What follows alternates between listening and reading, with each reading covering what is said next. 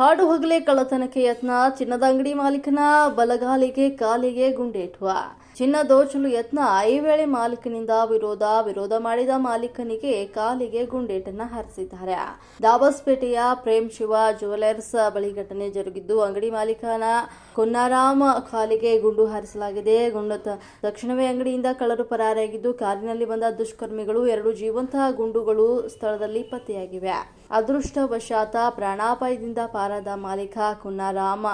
Dabaspete police ಠಾಣಾ ವ್ಯಾಪ್ತಿಯಲ್ಲಿ ಘಟನೆ ಜರುಗಿದ್ದು, ಘಟನೆ ಕುರಿತು ಮಾಹಿತಿ ಕಲೆಹಾಕ್ತಾ ಇರುವಂತಹ ಪೊಲೀಸರು ಬೆಂಗಳೂರು ಗ್ರಾಮಾಂತರ ಜಿಲ್ಲೆಯ ನೆಲಮಂಗಲದ ದಾಬಸ್ಪೇಟೆ ಬಳಿ ಘಟನೆ ಜರುಗಿದೆ.